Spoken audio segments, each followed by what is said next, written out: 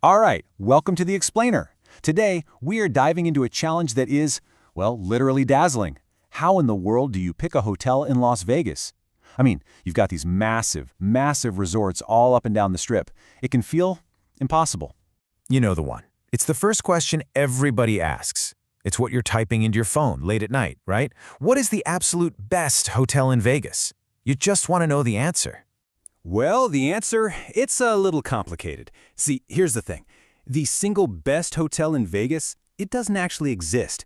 But the perfect hotel for you, oh, that for sure exists. And it all comes down to what you're looking for. Okay, so here's how we're going to break this all down. First, we'll talk about that feeling of hotel overload.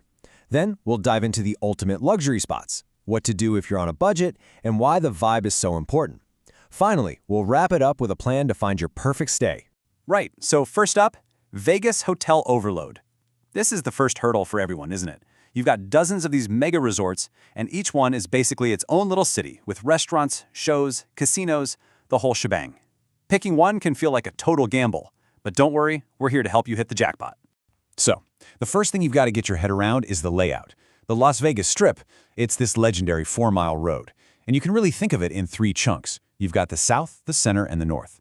Now, there's stuff happening everywhere, but let's be real, the center of gravity is definitely in the center strip. If you stay there, you're right in the thick of it.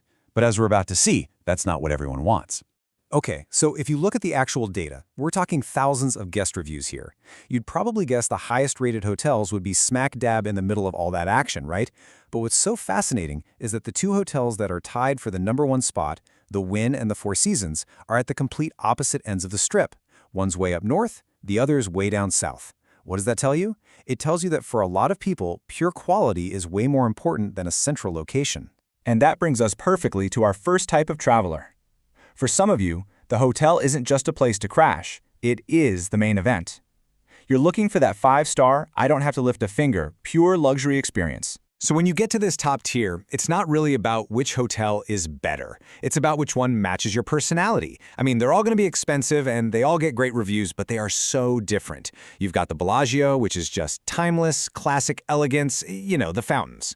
Then there's the Wynn, which is all about this polished, super modern, exclusive vibe. And then you have the Venetian, which is just a full-blown Italian fantasy land, complete with gondola rides inside the hotel. Wild. And that all-in-one feeling is exactly what people love. I mean, listen to this Reddit review about the Palazzo, which is connected to the Venetian. They say, what's not to like? Huge suites, the best room service, it's everything. And that's the key, right? They're not just selling you a room, they're selling you an entire world of indulgence. It really is everything. All right, now let's do a complete 180 and talk about the other end of the spectrum.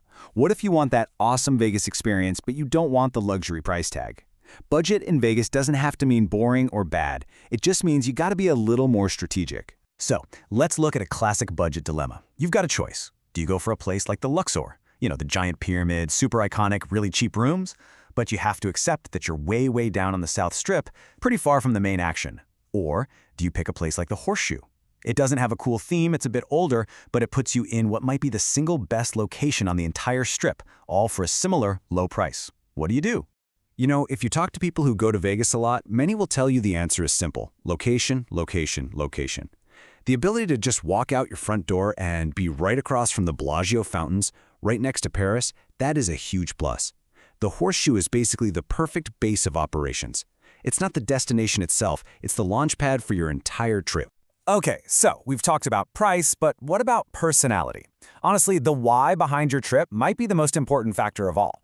Are you going for a wild, high-energy party weekend, or are you looking for a quiet, maybe romantic getaway? The vibe is everything, and different hotels have absolutely mastered different moods. So, first up, let's talk about the Modernist. This is you if you're looking for something that's chic, super trendy, and just buzzing with energy. A place that feels like it's right at the center of what's cool right now. And that description is basically the Cosmopolitan's entire reason for being. It's famous for its stylish design, its incredible restaurants and cocktail bars, and, get this, its unique open-air pools that are literally hanging over the Strip.